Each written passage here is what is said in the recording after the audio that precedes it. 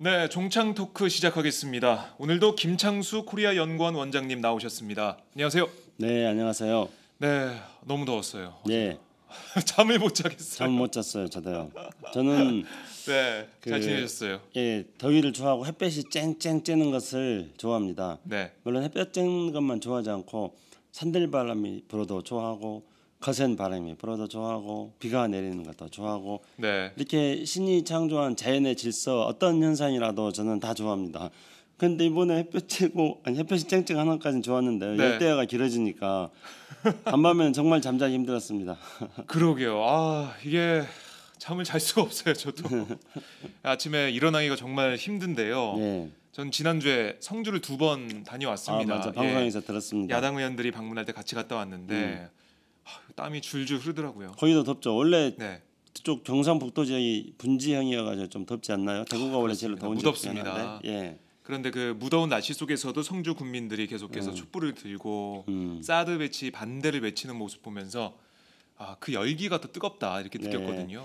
제가 그걸 너무 잘합니다. 네. 왜냐하면 저는 90년대 내내 8월 15일 8.15 통일 행사, 8.15 민족 통일 대축전, 네. 8.15 남북 공동 행사 뭐 이런 행사를 준비하기 위해서 한 5월 전부터 8월 중순까지 늘 바쁘게 지냈습니다. 그때마다 가장 힘들었던 거는 우리의 이런 통일 대행진을 가로막는 네. 이런 음습한 세력들이 무섭고 힘들고 그런 게 아니었습니다. 음, 더위 장마를 뚫고 나가면은 그 다음에 기다리는 것은 무더위와 열대야였습니다. 그게 너무 힘들었죠.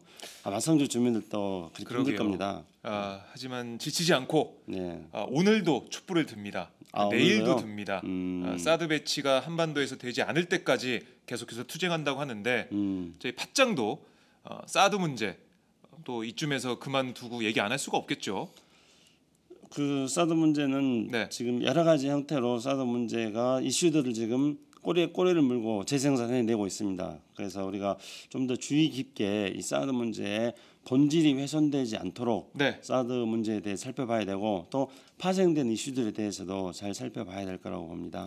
그렇습니다. 그래서 저희가 사드 문제에 대해서 이 이슈가 또 논란이 되고 있더라고요.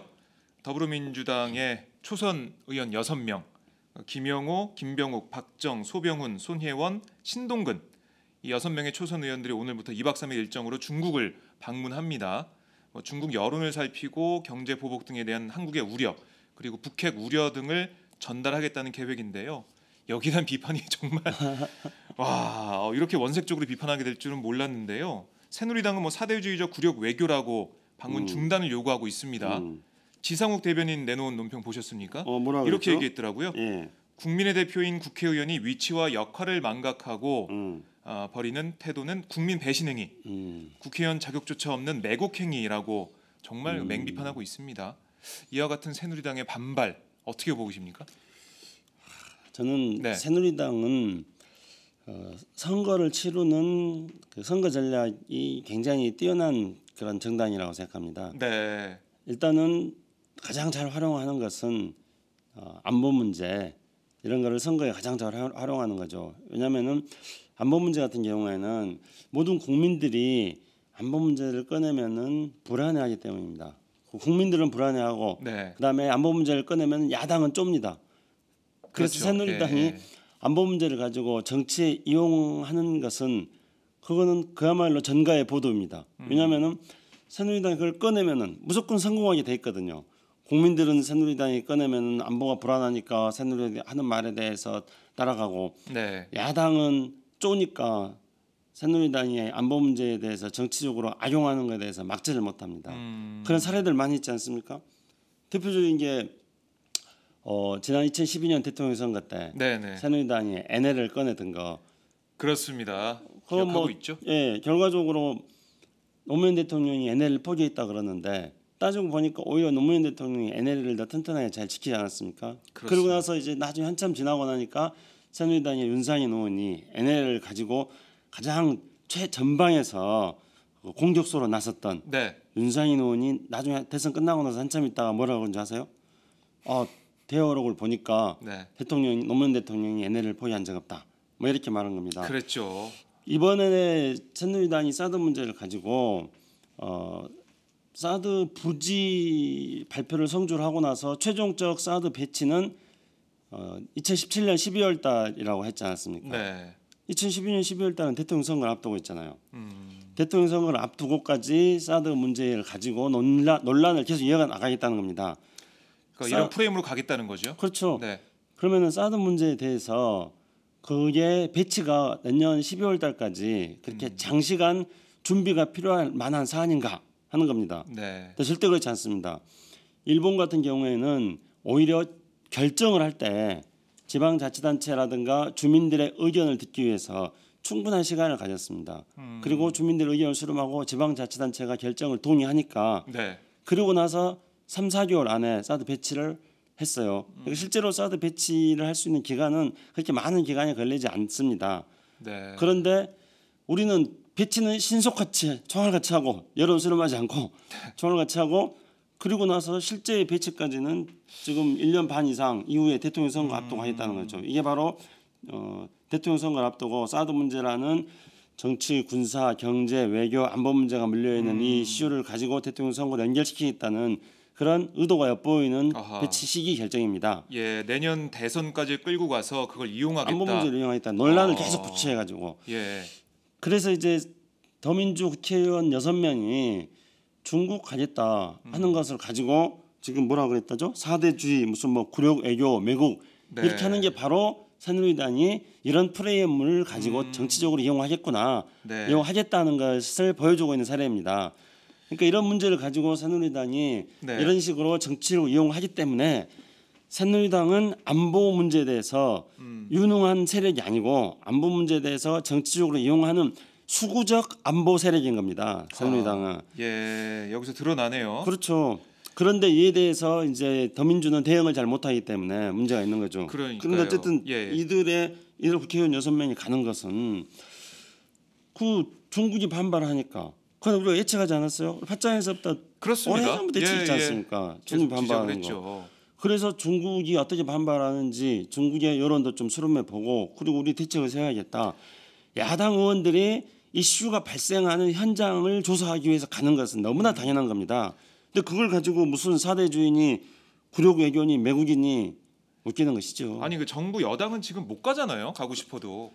그렇죠. 받아주겠습니까? 중국에서? 가지도 못하죠. 그래서 네. 야당이 가가지고 이 중국이 반발하는 본심이 뭔가 지금 현재 우리 이제 언론 보도만 가지고는 저도 판단할 수 없는 부분들이 있어요. 네. 왜냐하면은 지금 이게 중국 정부가 공식적으로 지금 중국 정부가 사드 문제를 가지고 무슨 보복하겠다, 제재하겠다 지금 이렇게 하는 건 아니지 않습니까? 네. 좀 언론을 통해서. 언론을 통해서 하고 있는 네. 거예요. 그러면은 중국 정부의 본심은 뭔지 이런 것들도 좀 파악해봐야 되고 그다음에 또 한편으로 중국 언론들은 이 전부 다 중국 공산당의 이 대변자들 아닙니까? 그런데 실제로 중국의 지식인들은 어떤 생각을 하고 있는 건지 그리고 앞으로 중국의 전략이 그냥 이렇게 언론을 통해서 흘리는 정도로 그칠 것인지 네.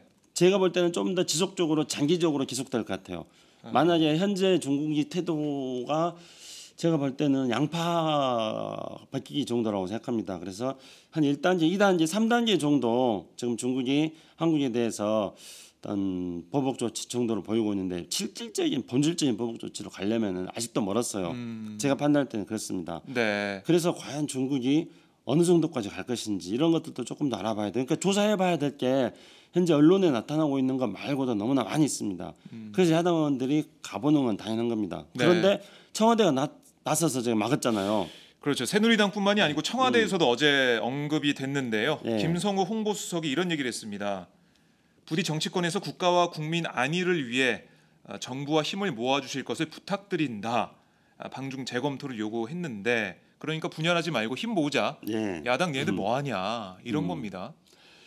그러면은 이제 지금 사실은 아주 심각한 상황으로 청와대가 이 한중관계를 몰고 가고 있어요. 만약에 지금 6명의 야당 의원들이 이건 제가 가정하는 겁니다. 청와대를 물먹이려면은요 네. 방법이 있어요. 어떤 방법입니까? 안 가버리면 되는 겁니다. 청와대 말대로 예. 야당 의원들 6명의 국회의원이 지금 오늘 좀 출발했나요? 조금 있다가 지금 비행기 타겠죠? 네네. 그러면은 공항에서 아무 이유도 밝히지 않고 한중 관계를 위해서 중국 가는 것을 철회합니다. 이렇게 발표를 하잖아요. 네. 그럼 이것이야말로 한중 관계를 악화시키는 청와대를 물먹이는 행위가 되는 겁니다. 네. 이렇게 만약에 국회의원들이 안 가버리면 청와대 말 듣고 안 가잖아요. 그러면은 중국 여론은 아마 불쑤시는 듯한 그런 상황으로 청와대를 지탄하게 될 것입니다. 중국 여론들은 한국의 야당 의원들의 중국 방문을 청와대가 막았다. 청와대 때문에 한국 야당 의원들이 중국 안 갔다. 네. 그렇게 되는 거예요. 그러니까 청와대가 불필요하게 나선 거예요. 청와대가 나서가지고 야당 의원들이 이러지도 저러지도 못하게 만들어 버리는 겁니다. 만약에 청와대가 그렇게 직접 나서지 않았다면은 야당 의원들이 가는 것들은 그냥 야당 의원들 차원에서의 외교적인 행위로 이렇게 하고 또는 뭐 야당 의원들이 여러 가지 여건들을 검토해 보니까 뭐 안 갈 수도 있다 이렇게 수정할 수도 있는 거고 여러 가지 선택을 할 수 있는 선택의 폭이 넓어지는 겁니다. 네. 근데 청와대가 나서 버리는 바람에 야당 의원들은 선택할 길이 없어요. 안 가버리면은 오히려 한중 관계를 더 나쁘게 만들어 버리는 거고 청와대를 중국 여론들이 중국 네티즌들이 청와대를 더 규탄하게 만들어 버리는 거예요. 안 가버리면은요. 네. 이런 식으로 궁지에 내몰리는 게 바로 어설프게 청와대가 야당 의원들이 중국 가는 거에서 개입해가지고 이런 결과를 지금 초래하고 있는 겁니다. 그러니까 이 청와대가 이 외교 관련해서 이렇게 직접적으로 뭐 중국을 겨냥하고 있는데 아마 제가 생각하기로는 제가 보기에는 거의 예외적인 상황이 아닌가 싶어요. 그러니까 뭐 이런 야당 의원들의 더민주 의원들의 방중에 대해서 이렇게 비판을 했고 그리고 뭐 이런 얘기도 했습니다. 최근 북한의 탄도미사일 발사 등 지속적인 도발에 대해 중국 관영 매체가 사드 배치 결정이 그러한 도발의 원인인 것처럼 주장하는 건 본말이 전도된 것이다.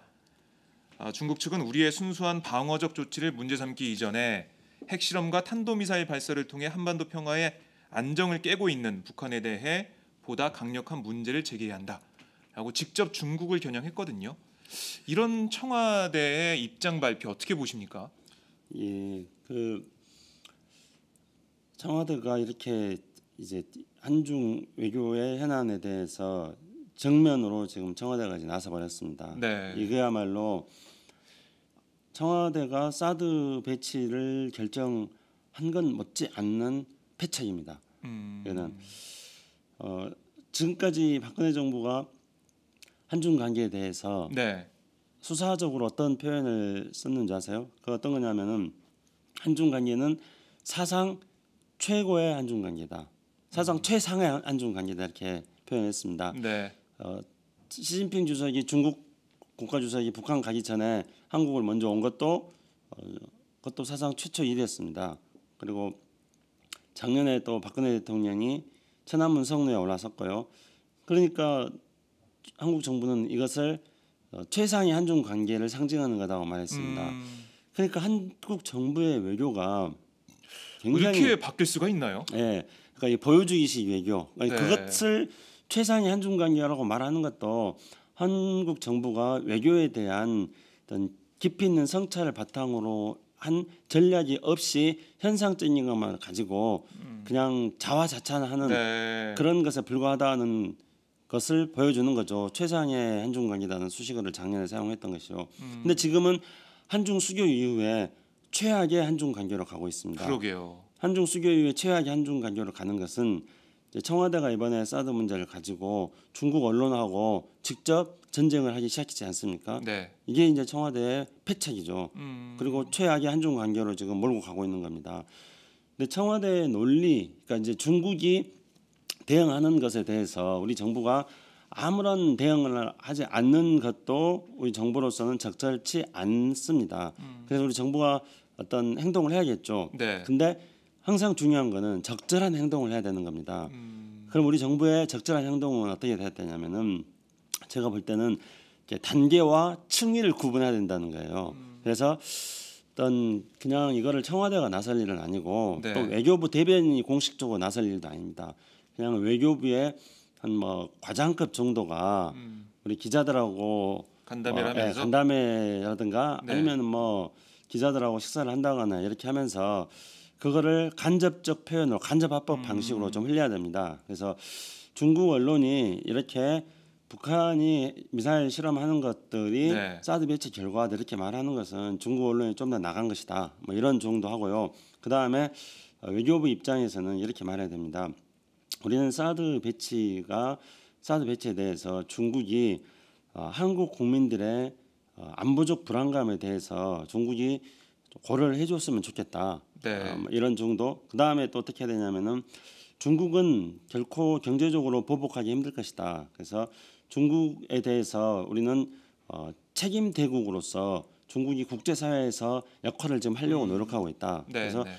중국이 책임 대국으로서 역할을 하려면은 사드라는 군사적인 문제에 대해서 어떤 여권 비자 발급이라든가 이런 방식으로 중국이 대응을 하는 것들이 보복을 여겨질 소지가 있다. 네. 그렇기 때문에 중국은 책임 대국이라는 국제사회에서 자기 역할을 다 하려면은 책임 대국다운 모습을 취해줄 것으로 우리는 기대한다. 이런 정도로 이야기를 해야 됩니다. 네, 그렇게 이야기를 해서 이게 이제 국내 언론에 보도가 돼가지고 이게 중국에게 전달되는 거. 그러면은 중국이 중국 사람들이 싫어하는 게 협량이라는 말이 있습니다. 협량 그러니까 협량. 속이 좁다.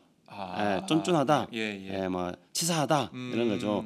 그래서 중국이 지금 하는 게 어찌 보면은 쫀쫀해 보이는 측면도 있고 치사해 보이는 측면도 있습니다. 그래서 이 중국 사람들한테 우리가 매우 점잖고 매우 격조 있게 너희들 그렇게 쫀쫀하게 치사하게 하지 말고 스스로 책임 대국이라 그랬으니까 책임 대국다운 그런 행보를 해줄 것을 요청한다, 기대한다. 이런 식의 메시지가 중국에 전달됐어야죠. 그것도 외교부 과장급 정도가 그렇게 이야기해가지고 중국에 전달될 수 있도록 했어야 됩니다. 우리 언론을 통해서. 근데 이거는 지금 청와대가 중국 언론하고 전쟁이 나선 거예요. 그러니까 저는 패착이라 한 거예요. 이거는 정말로 어찌 본다면은요 박근혜 정부 외교에 있어서의 마술입니다. 마술. 마술? 마술. 그러니까 어떤 마술. 지금 동아시아 국면은 대북 제재 국면이었습니다. 그렇죠. 박근혜 정부가 마술을 부려가지고 대북 제재 국면을 대남 제재 국면으로 바꿔버렸습니다. 그다음에 또 박근혜 정부가 마술을 부려가지고 역사상 최상의 한중 관계를 한중 수교 이후에 최악의 한중 관계로 하루아침에 바꿔내버렸습니다. 이거야말로 마술 외교가 아니겠습니까? 아니 중국 왜 간 거예요, 박 대통령? 그럴 거면. 그러니까 박근혜 정부의 외교는 성찰을 바탕으로 한 전략이 담겨 있는 외교가 아닙니다. 그래서 그냥 내 중국 갔다 와가지고 1,000원에 막 놀랐었다. 중국 가가지고 중국말로 연설했다. 미국 가가지고 미국말로 연설했다. 중국 가가지고 내가 사진 여러 번 찍었다. 외국 가가지고 한복 여러 번 입었다. 이런 식의 보여주기 외교에 그친 거예요. 이 지금 한중 관계는 한미 관계하고 속에서 우리는 어떤 식의 전략적 행보를 해야 될 것인가 하는 것에 대한 깊이 있는 성찰에 기초한 외교 전략이 있어야 됩니다. 근데 그런 거 없이 그냥 보여주기식으로 왔다 갔다 하다 보니까 대북 제재 국면을 갑자기 대남 제재 국면을 바꿔버리고 사상 최상의 외교를 마술을 부려가지고 사상 최악의 한중 관계를 만드는 그런 외교로 만드는 마술 외교라고밖에 저는 할 수가 없습니다. 이 원장님께서 정말 적나라하게 지적을 해주셨는데요. 아니 청와대가 왜 이렇게, 그러니까 제가 봐도 외교적으로 참 맞지 않는 그런 어제 대변인 논평이 나왔는데 좀 급하다고 봐야 되나요? 청와대가 좀 수세에 몰려서 이렇게 치고 나왔다고 볼 수가 있나요? 절대 국면을 좀 전환하려고 그런 것 같아요. 그렇죠. 그러니까 아까 이제 처음에 제가 시작할 때 이 우리나라의 수구 세력들은 남북 대치 국면이라든가 우리나라의 안보 상황이라든가 이것을 정치적으로 활용해서 국민들의 불안심들을 자극시켜서 정치적으로 활용해서 지지층들을 결집시켜 나가는 이걸 가지고 오랫동안 권력 기반을 유지해 왔어요. 이걸 너무나 잘합니다. 이걸 아주 잘하고 그걸 잘하는 이유 중에 하나가 이제 야당이 이것에 대해서 대응을 잘 못하니까 이걸 또 더 신나서 더 잘합니다. 이제 한번 우리가 생각을 해볼 필요가 있습니다. 사드 문제의 본질은 이것은 사드 자체가 미사일을 요격하는 거니까 방어라고 하지만은 제가 늘 말씀드렸듯이 튼튼한 방패를 준비하는 것은 내가 왼손으로 튼튼한 방패를 준비하는 것은 상대의 공격을 막을 수 있기 때문에 그래서 내 오른손에 있는 창을 가지고 상대를 공격할 수 있는 양면적인 성격을 가지고 있습니다.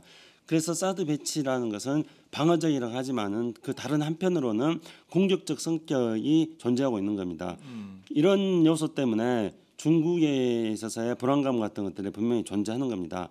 그런데 중국이 대응하는 태도 같은 것들을 보고 우리 국민들이 어떤 반응을 보일 건가? 제가 생각할 때는 우리 국민들 중에서 네. 사드 배치 자체가 중국의 안보 불안감을 유발시키는 것이기 때문에 중국의 경제적 보복 조치를 유발시킬 수 있으니까 사드 배치에 대해서 자제해야 된다. 이런 이제 국민 여론이 있습니다. 여론 조사 해보니까 이런 여론이 갈수록 높아지고 있어요. 그렇죠. 그런데 또 다른 한편으로는 중국이 이렇게 이제 좀 쫀쫀하게 나오는 것에 대해서 우리 국민들은 또 굉장히 격분하는 우리 국민들은 민족주의적인 그런 성향들이 또 굉장히 강렬합니다. 네. 그렇기 때문에 사드 배치에 대해서 어떤 중국의 안보 불안 요소가 있다고 생각하는 국민들도 있겠지만은 또한 민족주의적인 그런 요소로 해서 중국에 대해서 발끈하는 그래서 중국 너희들이 대국이라고 하지만은 너희들이 이런 식으로 우리 문제에 대해서 개입해 들어오는 것은 쫀쫀한 짓이다 하는 이런 국민 여론도 존재하고 있습니다. 그래서 네. 새누리당은 청와대는 바로 이런 국민 여론을 자극하려고 하는 거예요. 그래서 매국이다 이런 단어를 쓰는 거예요. 자극적인 단어를 쓰지 자극적인 않습니까? 단어를 쓰고 있죠. 매국이다 또 뭐라 예. 그랬죠? 아까 보니까 굴욕 애교다, 사대주의다 이런 단어를 써가지고 우리 국민들의 순수한 애국주의, 우리 국민들의 순수한 민족주의적인 감정을 자꾸 자극시켜가지고 네. 그걸 바탕으로 해서 새누리당의 정치적 기반들을 계속 만들어 나가려고 합니다. 앞으로 내년 대선 때까지 새누리당은 이런 식으로 네. 사드 문제의 본질을 왜곡시키고 국민들의 순수한 애국주의, 국민들의 순수한 민족주의적인 감정을 자극시키는 방향으로 사드를 변질시켜가지고 정치적으로 활용해 나갈 것입니다. 제가 볼 때는 예. 그렇기 때문에 이번에 이런 식으로 새누리당이 정진석 대변인의 발언이라든가 청와대에서 이런 식의 자극적 용어를 사용하는 발언을 했다고 합니다. 하지만 우리가 이런 걸 한번 생각해 볼 필요가 있습니다.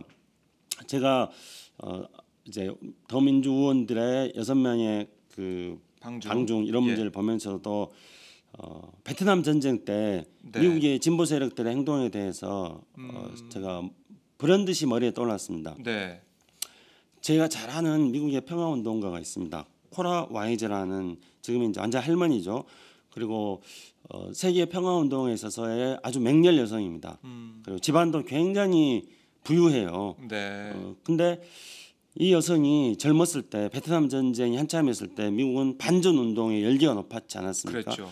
그래가지고 이 맹렬 반전 평화운동가가 베트남을 가요. 베트남에 가가지고 뭐라고 하는 줄 아세요? 양키 고음인가요? 아니요, 양키 고음이 아니라 양키 컴백. 미국 사람이니까 양키여 미국으로 돌아오라. 네. 베트남에서 싸우지 말고 이거는 전쟁이 벌어지고 있는 그 전쟁 현장에 가가지고 네. 평화운동가들이 그 전쟁 현장에서. 반대하면서 예. 미국 파병하고 있는 싸우고 있는 전선에서 싸우고 있는 미국 군인들 전쟁하지 말고 돌아와라 이렇게 외친 거예요. 이걸 가지고 이제 미국 내에서도 뜨거웠죠. 네. 그래서 미국 내에서도 그러나 이제 이런 걸 가지고 뭐 매국인이 뭐니 이렇게 몰아붙이진 않았습니다. 미국 여론은 오히려 반전 운동의 어떤 열기가 더 높아졌던 것이고 이 여성은 그 이후에도 지속적으로 반전 평화운동에 나서고 있습니다. 그래서 네. 오늘날 미국 사회는 60년대 미국의 반전 운동에 대해서 또 흑인 인권 운동에 대해서 어떤 자랑스러운 미국의 역사의 한 페이지로 기록하고 있습니다.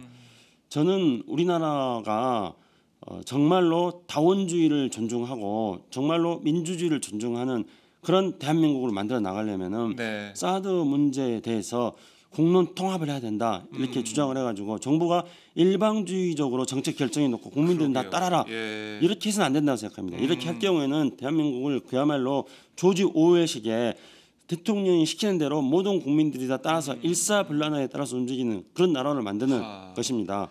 다양한 여론들을 존중해야 됩니다. 그리고 네. 역사는 틀림없이 현재 사드 배치의 잘못된 결정에 대해서 비판하는 세력들의 목소리가 대한민국의 역사의 한 페이지로 기록되는 것들을 역사는 환영할 것입니다.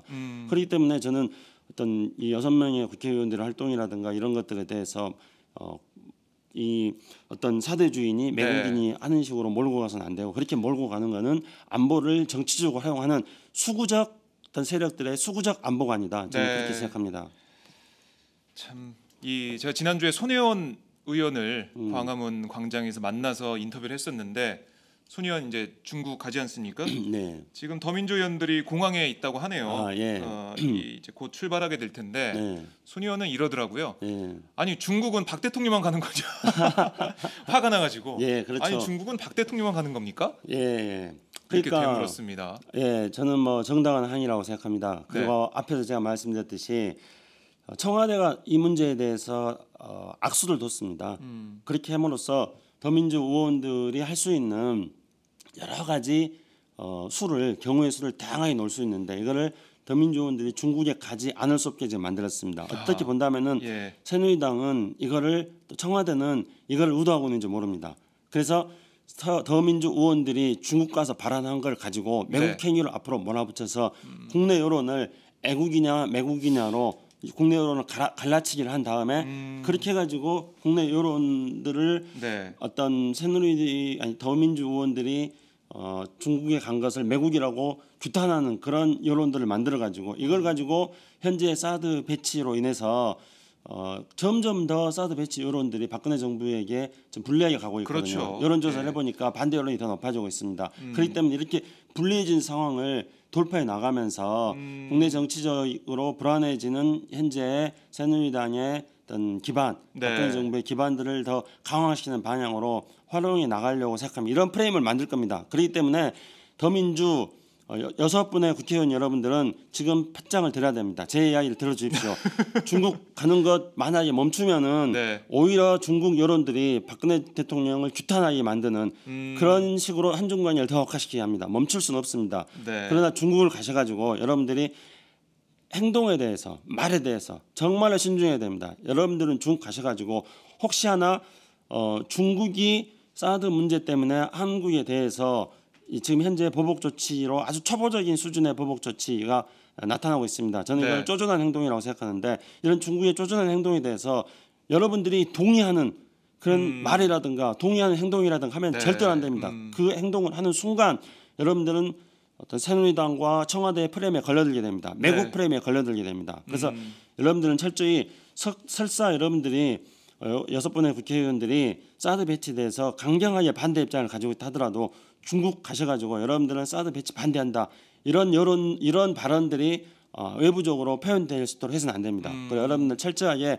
중국에서 아까 제가 말씀드렸듯이 첫째 중국이 언론을 통해 가지고 중국 정부가 이런 사드 배치에 대해서 반대하는 것들을 지금 흘리고 있습니다. 그러면 중국 정부의 본심이 뭔지 이런 것들에 대해서 철저하게 파악해야 됩니다. 두 번째로 중국 언론은 공산당의 격언지입니다. 그렇기 때문에 중국 언론을 통해서 나타나는 것만이 중국의 여론이라고 볼 수는 없습니다. 그래서 중국의 지식인들 여러분들이 지금 중국의 전문가들 많이 만나지 않습니까? 그래서 중국의 지식인들의 생각이 뭔가 이런 것들을 철저히 알아야 됩니다. 그다음에 세 번째로 중국의 전략은 뭔가 중국은 앞으로 지금 현재는 한 만약에 10단계로 양파가 한 10단계 양파가 있다면은 지금 현재 중국 양파 껍질을 한 개나 두 개 벗긴 게 아닙니다. 앞으로 점점 더 중국은 양파 껍질을 벗겨가면서 자신들의 속내를 보일 겁니다. 그렇다면은 중국의 진정한 속내는 뭔가 중국이 적어도 10단계까지 가려고 하는 그런 차후의 중국의 어떤 그런 전략적 단계는 뭔가 이런 것들을 가셔서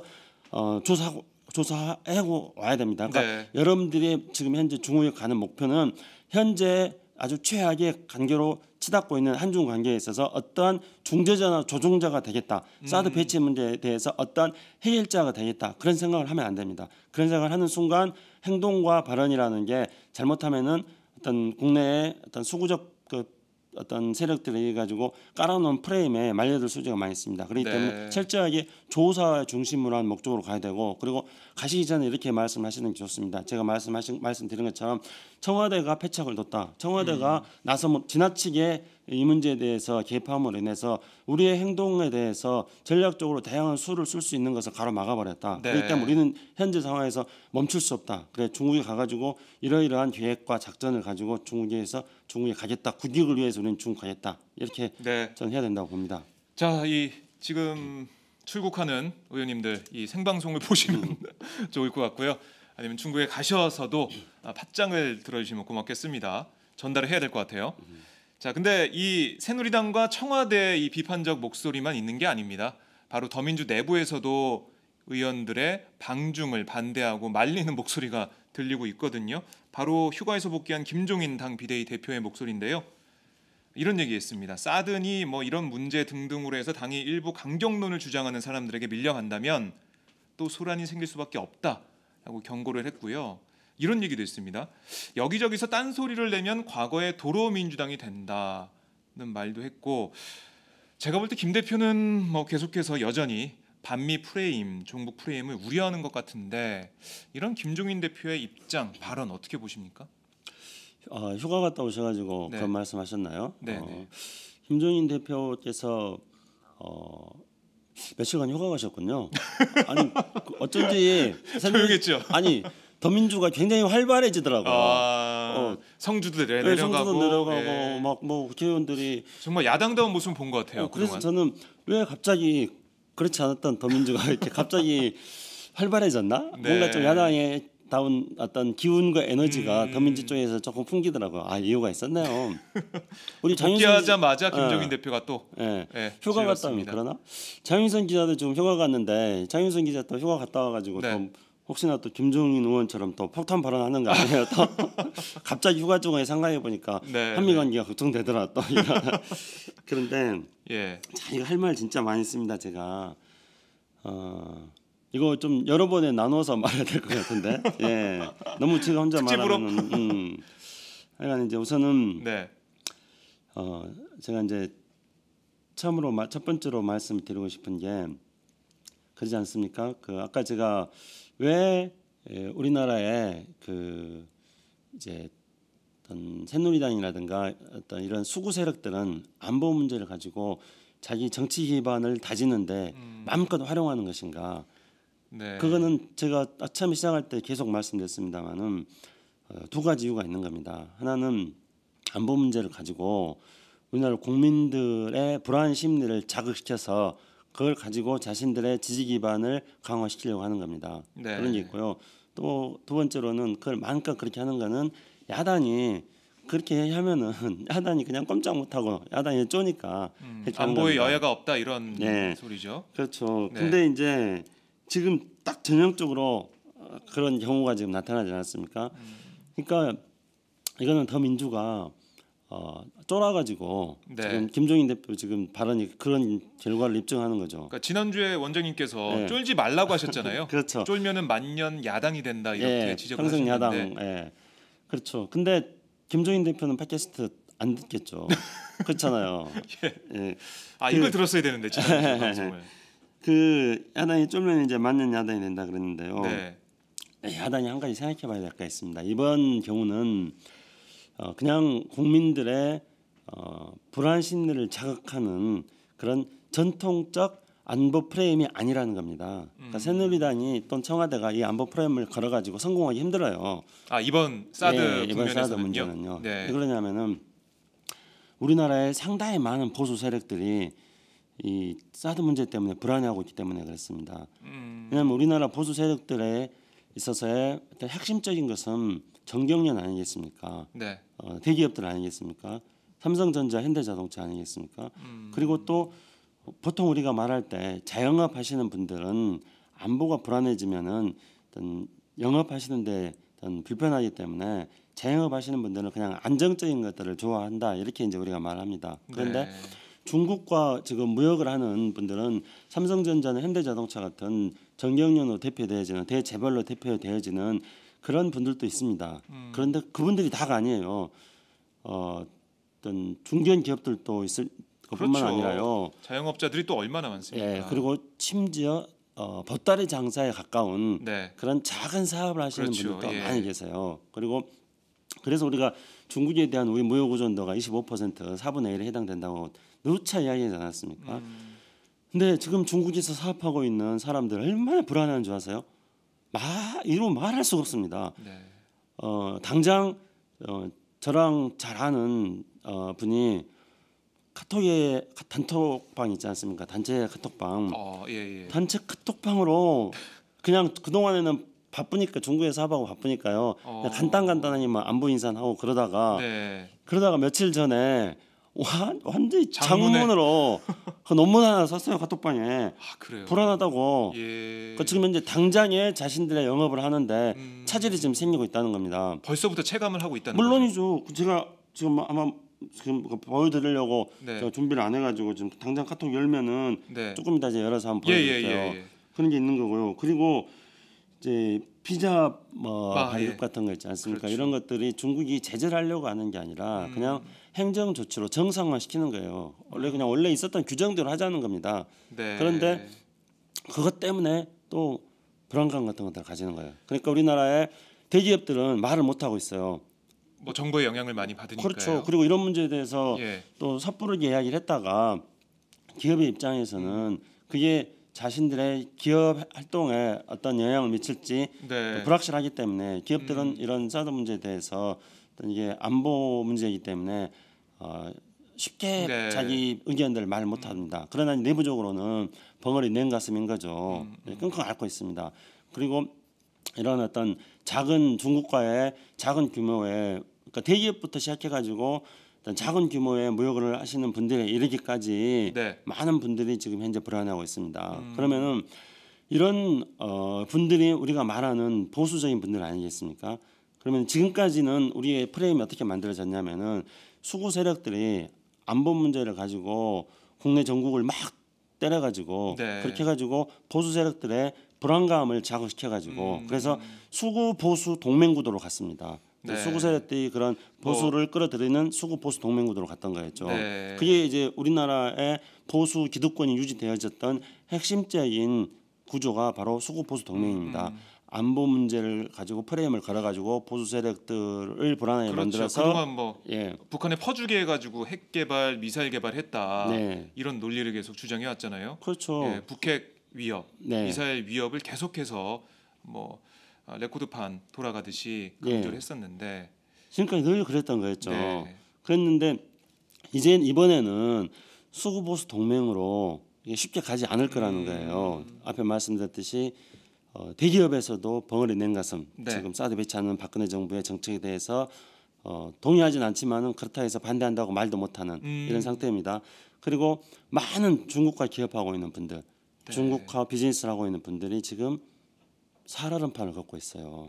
그렇기 때문에 야당이 뭘 해야 됩니까? 야당이 바로 이런 네. 살얼음판을 걷고 있는 우리 중국과의 비즈니스 하고 있는 분들을 대변해 줘야죠. 그러면은 이 보수적인 분들, 보수적인 생각을 가지고 있었던 중국과 기업을 하면서 네. 진짜 뭔가 상황이 안정되고 전국이 시끄러운 것보다 조용한 게 좋고 그러니까 새누리당 지지한다. 이렇게 생각하셨던 분들이 예. 야 지금은 우리 비즈니스 하는데 굉장히 힘들다. 그렇게 생각을 하는 것을 더민주가 대변해 줘가지고 그래서 보수적인 분들을 더민주가 끌어들여야 되는 거예요. 네. 그래서 수구 보수 동맹으로 지금까지 만들어졌던 이 집권 기반을 새누리당 더민주가 깰 수 있는 겁니다. 김종인 대표 생각을 그러니까 바꿔야 돼요. 그러네요. 그렇게 생각을 예. 해가지고는 이 사드 국면에서 더민주가 결코 집권 세력으로 갈 수가 없습니다. 김종인 대표의 발언은 이런 어떤 구도를 못 읽는 발언이에요. 옛날 발언이에요. 예전 그 낡은 예, 사고에서 나온 낡은 그런 예. 거죠.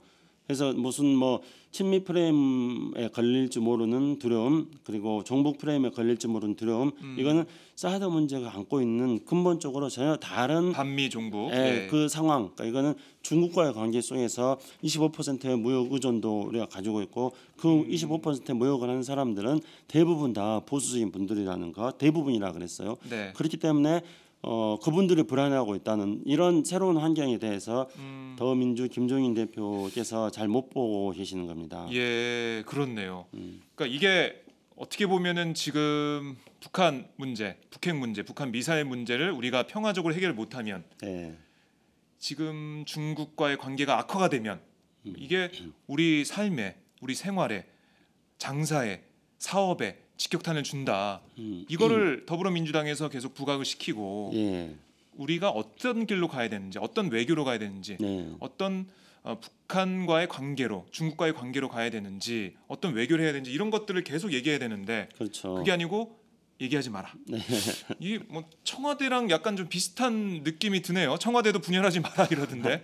그렇죠. 그러니까 예. 청와대는 이제 김종인 대표가 정말 이렇게 전략을 잘못 쓰고 있는 게요. 청와대 전략하고 지금 똑같은 전략을 쓰고 있기 때문에 그러는 거예요. 그러니까 청와대가 쓰는 전략 지금 정진석 새누리당 대표가 쓰는 전략이 네. 중국이 이제 보복하는 이런 상황에 대해서 우리 국민들의 어떤 그 애국주의, 국민들의 민족주의 이런 것들에 의해서 중국에 대해서 지금 반발하고 있지 않습니까? 그래서 이것들을 일어났던 국민들의 애국주의, 민족주의를 자극해가지고 네. 그걸 가지고 자기 표를 얻고 자기 정권 기반을 다지겠다는 게 청와대와 그다음에 정진석 대표의 전략 아닙니까? 네. 근데 그 전략을 똑같이 김종인 대표가 쓰고 있는 거예요. 그래서 김종인 대표는 자꾸 이렇게 말하고 있는 것들이 바로 이제 이런 불안해하는 그런 어떤 국민 감정에 편승하겠다는 건데 그거는 새누리당이 하는 전략인 거고요. 네. 김종인 대표는 아까 말씀드린 것처럼 이런 새로운 상황 한중관계란 속에서 만들어지고 있는 어떤 우리 대기업, 그러니까 사상 처음으로 네. 더민주가 그 대기업의 속마음을 대변해 줄 수 있는 그런 상황이 되는 거예요. 그리고 중국하고 무역하는 많은 분들의 어떤 입장을 대변해 주는 그런 식으로 해가지고 네. 보수적인 분들을 더민주의 기반으로 만들 수 있는 저로의 기회인데 새누리당이 쓰는 전략을 지금 더민주가 쓰고 있기 때문에 더민주의 전략이 문제가 되는 거죠. 아 그렇군요. 네. 이 문제를 좀 더불어민주당에서는 더 꼼꼼하게 면밀히 들여다볼 필요가 있겠네요. 네. 지금 옛날 하던 방식으로 뭐 안보에는 우리가 같은 목소리 내줘야 된다. 네. 큰일 난다. 중도층 놓친다. 네. 이런 게 아니라는 건데. 그러니까 이제 그것도 지난번에 제가 말씀드렸는지 모르겠는데 네네. 안보에는 여야가 없다. 이것에 대해서도요. 이 함정에 빠지면 안 됩니다. 그러니까 더민주 의원들이 지난번에 대정부 질의할 때 다들 이제 자신감이 네네. 없고 불안하니까 지적을 전부 다, 해주셨죠. 안 보이는 제가 말씀드렸나요? 네네. 지난주에 했구나. 그러니까 안 보이는 여야가 없다는 게 아니라 안보라는 거는 당연히 공기와 같은 겁니다. 국민들이 생활하고 국민들의 안전과 행복을 위해서 반드시 필요한 게 안보입니다. 그런데 이 안보는 수구적 안보, 그러니까 지금 현재 아까 제가 말씀드렸던 방식으로 안보를 네. 자신들의 정책 기반 강화에 이용하는 것이 수구적 안보인데 더민주는 이 새누리당과 청와대의 수구적 안보와는 다르게 네. 국민들의 삶과 행복과 안전을 지켜주는 현대적 안보 개념으로 재정리를 해야 됩니다. 그래서 네. 현대적 안보라는 것은 이런 전통적 안보인 군사 안보뿐만 아니라 경제라든가 어떤 보건이라든가 이런 모든 문제, 심지어 메르스 그다음에 세월호까지가 다 네. 안보입니다. 그래서 더민주의 안보는 이런 현대적 안보이다. 국민들이 살면서 느끼는 모든 어떤 불안감, 네. 국민들의 일상적인 삶을 위협하는 군사적인 것에서부터 어떤 그 메르스와 그다음에 세월호라는 일 안전에 이르기까지 생활 안전에 이르는 모든 부분에 대한 국민들의 안전을 지켜서 국민들의 행복을 보장하는 것이 더민주의 현대적 안보관이다. 이렇게 해가지고 새누리의 안보관하고 차별을 시켜야죠. 새누리는 수구적 안보관, 더민주는 현대적 안보관 네. 이렇게 됩니다. 그리고 한중 간의 경제적으로 25% 정도의 어떤 무역 의존도, 무역 관계가 만들어지는 여기에 있어서의 현대적 안보가 생긴다. 이 관계를 악화시키는 네. 것이 아니라 이 관계를 잘 지키는 것, 이게 현대적 안보이다. 이렇게 하는 겁니다. 다만 이제 저는 더민주에서 그러면서 이제 우리 국민들 중에서 중국의 이 태도에 대해서 불안해하고 정말로 발끈하는 국민들이 있어요. 저도 중국이 너무 쫀쫀하게 나온다 이렇게 해서 그래서 이제 이거에 대해서 아까 제가 중국 가시는 6분의 더민주 의원님들께 당부드렸듯이 네. 더민주도 중국에 대해서는 이렇게 이야기를 해야 되는 겁니다. 그래서 중국이 책임 대국답게 협량한 그런 태도를 보이지 말고 중국 사람들이 협량하다는 걸 되게 싫어하거든요. 네. 그러니까 그래서 우리가 역으로 그런 용어를 사용해야 되는 겁니다. 중국은 책임 대국을 하고 싶어하고 협량한 것을 싫어하니까 그래서 중국이 협량한 그런 정책 보이지 말고 협량한 정책 보이지 말고 중국이 보다 더 책임 대국다운 모습을 보여라. 네. 이런 식의 중국에 대한 메시지도 계속 던지면서 그렇죠. 예. 이런 어떤 더민주의 어떤 모습을 보여준다고 생각합니다. 저는 그 김종인 대표가 어떤 주한미군 철수할 수 있다 뭐 이런 말도 했나요? 네, 한겨레 보도가 됐는데요. 네. 예, 그, 그걸 걱정을 하고 있더라고요. 주한미군 음, 한미 동맹이 흔들릴 수 있고 주한미군 철수할 수 있다. 주한미군 철수하면 우리 경제에 큰 타격을 준다. 이런 논리를 펼치기로 했다고 한겨레에서 보도를 했는데 예. 글쎄요. 사드 배치를 그렇게까지 연결시키는 것 이거야말로 정말 말도 안 되는 논리적인 비약 아닌가 싶어요. 네. 그러니까 우리가 지금 미국하고 관계도 잘 발전시켜야 됩니다. 그리고 중국하고 관계도 잘 발전시켜야 되는데 네. 지금 현재 우리 청와대는 그걸 못 하고 있지 않습니까? 그래서 청와대 외교가 마술 외교. 네. 그래서 최상의 한중 관계를 최하의 한중 관계로 하루아침에 만들어 버리고 대북 제재 국면을 대남 제재 국면으로 하루아침에 만들어 버리는 네. 이런 마술 외교를 청와대는 하고 있는데요. 근데 더민주는 그것에 대해서 더민주가 청와대의 마술 외교에 대해서 비판을 하면서 그러면 어떻게 해야 된다는 것에 대해서 더민주는 대안을 제시해야 됩니다. 그래야지 수권정당이 되지 않습니까? 근데 더민주가 정말로 사드 배치 이런 것 때문에 주한미군 철수할 수 있다 이런 걱정을 더민주가 하고 있다면은 네. 더민주는 청와대 이런 마술 외교에 대해서 비판을 하면서 대안을 제시하는 것이 아니라 더민주가 똑같은 청와대와 같은 마술 외교를 부리고 있는 거예요. 김종인 대표 발언이요. 예, 만약에 예. 그 말이 제가 정확하게 그 멘트를 확인하지 못했는데요. 그러니까 그런 어떤 주한미군 철수하고 주한미군 철수하면 한중 관계가 나빠진다는 게요. 네. 이거는 한미 관계가 한미 관계죠. 나빠진다는 것은 근데 이거는 정말로 더민주가 한미 관계의 본질에 대해서도 지금 잘 모르고 있는 겁니다. 한미 관계는 군사적인 것에 기초한 한미 동맹 관계에 기초해 가지고 그 한미 동맹의 기초에서 한국은 세계적으로 유례가 없는 어떤 경제와 어떤 민주주의를 동시에 발전시켰고 그리고 한류를 통해서 문화적으로도 어떤 세계의 문화 발전에 기여하는 그런 나라로 우리가 성장한 겁니다. 네. 그러니까 한미 관계는 한미 군사 동맹 관계에만 있는 게 아니에요. 한미 관계를 한미 군사 동맹 관계로만 바라보는 것은 1950년대 한국 전쟁 이후에 생각에 그대로 머물러 있습니다. 미국도 한미 관계를 자랑스럽게 생각합니다. 미국이 한미 관계를 자랑스럽게 생각한 줄 아세요? 미국은 자신들이 전쟁 일어나는 한국을 자신들이 지원해주고 네. 그렇게 해서 한국 전쟁이 끝나고 자신들이 한미 동맹을 만들어가지고 한국을 서포트해서 그렇게 해가지고 한국이 그 상태에서 끝났다면은 자랑스러워하지 않습니다. 네. 그 상태에서 끝난 가지고 한국이 제가 굉장히 죄송한데 어떤 나라를 인용하는 게 한국이 아르헨티나처럼 됐다. 한국이 필리핀처럼 됐다.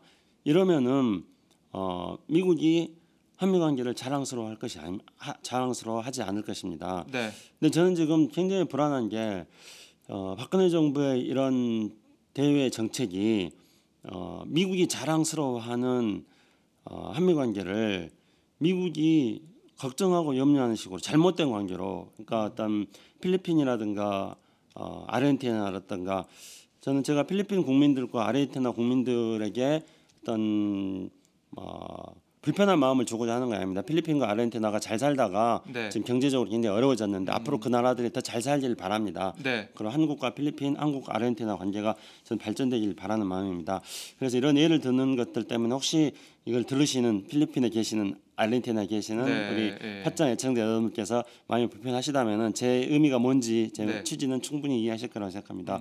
근데 한미 관계는 바로 50년대에 미국이 한국에 대해서 군사 원조를 해주고 거기에 그친 게 아니라 거기에 그쳤다면은 그렇단다면은 미국이 한미 관계를 자랑스러워하지 않습니다. 근데 김종인 대표의 생각은 50년대, 60년대 생각에 멈춰 있다는 거예요. 문제는 그거라는 겁니다. 네. 근데 미국이 자랑스러워하는 한미 관계는 60년대까지 미국이 군사 원조를 해준 그런 한미 관계가 아니라 그렇게 군사 원조를 해줬는데 거기에 따라 가지고 한국이 민주주의를 발전시키지 않았습니까? 네. 한국이 김대중 대통령 배출하지 않았습니까? 노무현 대통령. 그래서 미국은 이런 김대중 대통령과 노무현 대통령과 민주주의를 발전시키는 한국을 자랑스럽게 생각하는 겁니다. 네. 그리고 미국은 한국이 경제적으로 성장했다는 것, 세계 15위권의 경제 강국으로 한국이 성장했다는 것을 미국은 자랑스럽게 생각하는 겁니다. 미국은 한국의 문화가 단지 과거에 미국의 문화를 일본을 통해서 베끼기만 했던 한국이 네. 이제는 미국에서도 한국의 문화를 좋아하는, 남미에서도 한국의 문화를 좋아하는, 중동에서도 아프리카에서도 한국의 문화를 좋아하는 많은 사람들이 생겼다는 것. 이러한 대한민국을 미국은 좋아하는 겁니다. 네. 그러니까 미국이 좋아하는 한미 관계라는 것은 전통적인 군사 동맹에 기초한 한미 관계가 아니라는 겁니다. 네. 그러면은 한국이 사드 문제 때문에 한국이 사드 배치 그 결정을 깨버리기라도 하면 예. 한미 동맹이 손상을 입고 주한미군 철수하고 이거는 그거는 60년대 한미 관계를 생각하는 겁니다. 김정인 대표도 네. 그 정말 잘 알아야 돼요. 미국은 한국이 그렇게 경제 관계, 한국이 경제가 성장하고 한국이 민주주의를 하고 한국이 그렇게 문화적으로 세계 문화에 기여하고 있는 네. 이런 나라인 대한민국을 미국이 좋아하는 거기 때문에요. 이런 한미 관계를 미국이 원하는 거기 때문에 네. 사드 문제를 가지고 한국이 중국과 미국 사이에서 한국이 국익을 지켜 나가려고 하는 그런 정책을 펼친다. 그래서 미국이 한미 관계를 악화시키지 않는다는 겁니다. 네. 한국은 과거에 60년대에 원조를 받는 대한민국이 아닙니다. 한국은 이렇게 민주주의를 발전시키고 경제를 발전시키고 문화를 발전시켰을 때 네. 미국은 그 한미 관계를 좋아합니다. 그렇기 때문에 미국은 한국을 쉽게 김종인 대표가 생각하는 것처럼 쉽게 미국이 한국을 버린다고 생각하는 게 네. 오히려 미국에 대해서 잘못 판단하는 거예요. 이런 것들이 미국이 한미 관계를 어떻게 생각하는지에 대한 그 본질에 대해서 잘 모르고 지레 겁을 먹고 미국에 대해서 중국에 대해서 지레 겁을 먹듯이 미국에 대해서 지레 겁을 먹고 미국은 그렇게 생각하지 않는다는 거예요. 한미 관계라는 것은 네. 김종인 대표가 생각하는 것처럼 그렇게 얕은 한미 관계가 아니에요. 하루아침에 무너지는 한미 관계 아닙니다. 네. 알겠습니다. 김종인 대표의 그 방중 의원들을 향한 비판 그리고 도로 민주당이 될 거다라는 경고 이런 것에 대해서 저희 말씀을 좀 나눠봤는데요. 끝으로 이걸 좀 얘기를 해보죠. 예. 지난 5일 방송인 김재동 씨가 성주 촛불 집회에서 마이크를 잡았습니다. 거기서 외부인은 있을 수 없다. 대한민국의 문제이기 때문이다. 성주 군민이 아닌 사람이 모두 외부 세력이라면 대통령도 국무총리도 외부 세력이다라고 꼬집었습니다. 그러면서 정말 성주 그 사드 배치 반대 촛불 집회 함께하면서 많은 국민들의 박수를 받았는데요. 그랬더니 새누리당 지상욱 대변인이 이런 논평을 내놨더라고요. 일부 연예인 등이 직접 성주에 가서 대통령 비방에 열을 올리며 노골적인 선동까지 벌이고 있다라고 김재동 씨를 향해서 맹비판을 했는데 혹시 김재동 씨 연설 들으셨나요? 예. 어떠셨습니까? 팟짱을 통해서 들었습니다. 아니 지금 저희 유튜브 네. 오마이TV 유튜브에서도 네. 지금 10여만 명이 계속 보고 계세요. 네. 정말 뜨거운 관심을 불러일으키고 있는데 댓글도 한 2-3천 개 정도 달려 있고 많은 분들이 응원해주고 계신데 이런 김 씨의 발언 그리고 김 씨의 발언을 응원하는 목소리를 뭉뚱그려 가지고 선동이다, 비방이다 이렇게 어떻게 보면 매도하고 있다라고까지 볼 수가 있는데 이런 새누리당의 반응 어떻게 보십니까? 선동이나 비방이다 한 거는 새누리당 지상욱 대변인이 했다고요. 네. 제가 우리 김재동 씨 이번에 방송 들으면서 참 훌륭한 연예인이구나. 그 연예인이라고 해도 되는 네, 거죠? 연예인, 훌륭한 방송인, 연예인이다. 방송인이다 생각했습니다. 대한민국에 이런 깨어있는 연예인이 있다는 것에 대해서 이런 방송이 있다는 것에 대해서 너무나 자랑스럽고 마음 뿌듯했습니다. 네. 그 외국에는 그런 사람들 많이 있거든요. 그렇지 않습니까? 어떤 60년대 제가 오늘 자꾸 이렇게 외국 이야기 해가지고 또 저기 청와대에 예. 또 새누리당이 들으면은 제 사대주의자로 할 것 같아요. 제 미국에 미국에 이제 그 반전 운동할 때 또 흑인 인권 운동할 때 존 바이즈라는 가수가 있습니다. 그 영화 막 그 달리기 한 영화 뭐였죠? 어떤 막 열심히 달리는 영화 있잖아요. 포레스트 검프요? 포레스트 검프에 나왔던 그 반전 운동할 때 포레스트 검프가 만났던 그 여자가 바로 젊은 여가수가 존 바이즈입니다. 우리 승리하리라 이 노래를 부른 제가 굉장히 좋아하는 존 바이즈인데 이런 이제 반전 운동에 앞장섰던 연예인들도 많이 있었거든요. 근데 저는 김재동 씨 방송을 들으면서 우리도 이런 훌륭한 미국에서 반전 운동에 앞장섰던 연예인 가수들이 있었는데 우리도 그에 못지않는 훌륭한 연예인들이 있구나 해서 자랑스럽습니다. 저는. 그리고 선동한다 그랬는데요. 선동은 제가 팟짱이 더 많이 했습니다. 조금 전에 제가 완전히 선동한 거 아니에요? 박근혜 대통령 외교를 마술 외교라고. 이건 칭찬한 건가? 네. 선동한 게 아니라요. 마술 외교라고 그랬고 제가 네. 지금 현재 더민주 의원들이 6분의 그 중국 가는 의원들 제가 현재 선동하지 않았습니까? 지금 그리고 지금 더민주 의원들도 혹시 청와대가 직접 나서 가지고 중국 가는 거 막으니까 마음속으로 막 불안할지도 모르는데 제가 막 더 힘을 팍팍 주고 네. 제가 선동하지 않았습니까? 선동은 제가 더 했어요. 근데 그 외부 세력이라고 또 그랬다고요. 네. 근데 참 그러니까 우리나라 이 외부 세력은 줄여서 뭡니까? 외세잖아요. 외세. 네. 저 우리나라 이 청와대와 새누리당 이렇게 외세 배격, 외세 반대 이렇게 앞장서는 그 무슨 뭐 사대주의도 반대하고 외세도 네. 반대하고 네. 예.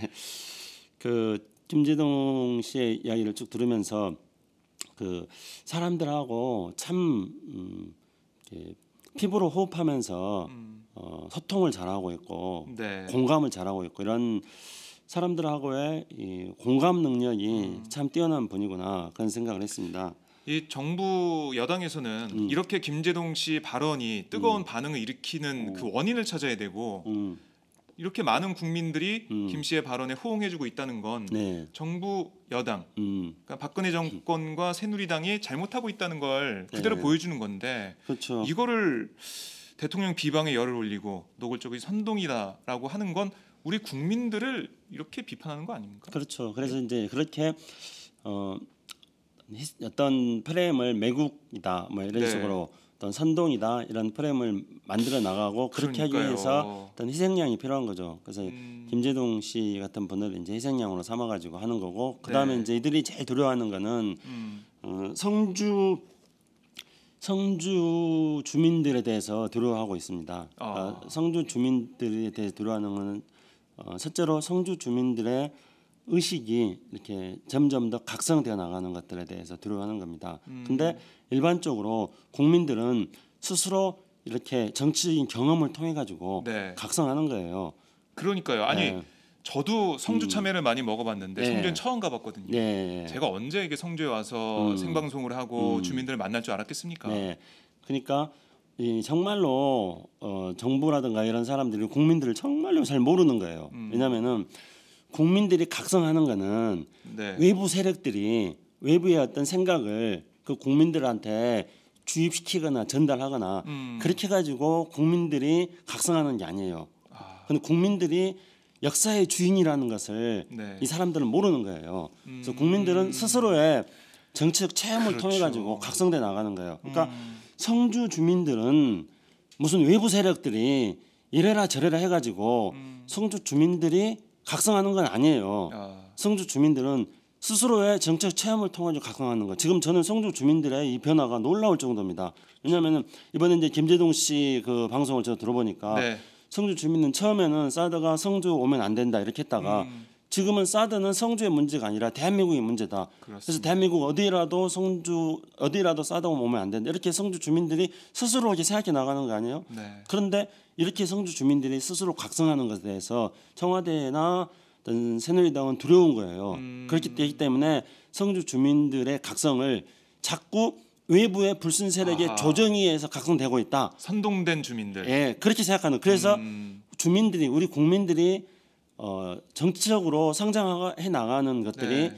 외부의 불순 세력의 선동이나 이런 거에서 각성된다는 정말로 잘못된 국민관을 가지고 있는 겁니다. 국민을 무시하는 거예요. 기본적으로 뿌리부터 이들은 국민을 개돼지라고 생각하는 거예요. 예. 이들은 국민은 개돼지이기 때문에 스스로 깨우치지 못한다고 생각하는 거예요. 네. 그렇기 때문에 성주 주민들은 절대로 스스로 깨우치는 국민이 아니다. 이들은 외부의 주입에 의해 가지고 외부의 조정에 의해서 움직이는 세력들이라고 생각하는 거예요. 예. 그렇기 때문에 김재동은 외부 세력이다. 그래서 외부 세력들이 선동해 가지고 성주 주민들은 네. 선동에 이렇게 이용당하고 있는 거다. 이런 프레임을 만들고 싶은 겁니다. 이렇게 성주 주민들이 이렇게 스스로 각성해 나가는 것들을 이들은 가장 걱정하는 겁니다. 두 번째로 걱정하는 건 어떤 거냐면 이제 네. 성주 주민들의 의식이 확산돼 가지고 연대하는 것을 또 두려워하는 겁니다. 원래 역사 발전이라는 것은 어떤 특정한 사람들이 깨달음을 얻은 다음에 그 힘에 의해서 스스로 힘에 의해서 거대한 집권 세력들하고 맞서 싸워서 이기는 게 힘들기 때문에 연대를 하는 겁니다. 그렇죠. 누구나 다 네. 노동자들도 연대하는 거고 학생들도 연대하는 거고 그리고 밀양 주민들도 연대하는 네. 거고 또 제주도 주민들도 연대하는 거고 뭐 있을 때는 다 연대하는 거 아닙니까? 함께 힘을 합치는 거 아닙니까? 네. 세월호 주민들도 연대하는 거고 국민들은 또 그렇게 소외받는 사람들을 약한 사람들과 함께 연대하는 겁니다. 어제가 일요일에 가지고 제가 동네 교회에서 이렇게 걸려 있는 현수막을 봤습니다. 어떤 네. 현수막을 봤냐면은 우는 저 함께 울어라 이겁니다. 성주 주민들이 지금 울지 않습니까? 네. 제가 방송을 들어보니까 성주 주민들이 울고 그런 민주당 의원, 더민주원들 갔을 때 거기서 함께 뭐 율동도 하고 그랬다면서요. 근데 그 사람들 땀인 줄 아는데 눈물이 났다고 하지 않습니까? 네. 그러니까 성주 주민들과 함께 울어준 거예요. 우는 사람들과 함께 울어준 겁니다. 이 연대입니다. 연대가 바로 약한 자들을 힘 강하게 힘 강한 자들하고 맞서서 싸워 이길 수 있게 만드는 약한 자의 힘이 바로 연대인 겁니다. 네. 그런데 이 연대를 두려워하는 거예요. 아. 그래 가지고 연대를 못하게 그렇군요. 하려고 자꾸 계속 외부 이렇게, 세력 예. 그렇게 하는 겁니다. 그런 프레임으로 몰고 가는데 네, 우리 국민들이 그렇게 어리석거나 잘 모르지 않습니다. 네, 다 알고 있습니다. 성주 국민들도 정말 자발적으로 그리고 한반도 평화를 위해서 네. 가슴에 파란 리본을 달고 있지 않습니까? 그렇습니까? 그렇습니다. 예, 네. 한반도 평화를 위해서 성주 주민들이 네. 아, 성주가 한반도 평화의 성지가 될 것 같아요. 그렇군요. 네. 저는 정말 성주 주민들을 지지하고 성원합니다. 그러나 저도 이제는 스스로 자기 검열을 합니다. 네. 왜냐하면 내가 성주 주민들을 지지하고 성원하는 게 혹시나 외부 세력이라고 해서 성주 주민들에게 불편함을 줄까 봐서 그런 표현을 자제합니다. 근데 성주 주민들이 스스로 그렇게 파란 리본 달고 있다는 건 저는 몰랐습니다. 네. 정말 이 문제, 사드 문제 이렇게 쉽게 끝나거나 그냥 이렇게 묻힐 일이 아니죠. 저희 팟짱에서도 계속해서 다뤄보겠고요. 이제 속보가 들어와 있는데요. 공항에서 김영호 더민주 의원이 인터뷰를 잠깐 했는데 내용을 네. 잠시 소개를 예, 예. 해드리겠습니다. 김 의원은 뭐 일각에서 중국 언론으로부터 이용당할 수 있다 등의 말이 나오는 것에 대해서 6명이 초선이지만 저도 베이징대 1세대로 중국을 잘 아는 사람이고 박정 의원도 우한대에서 박사학위를 받은 중국 전문가다.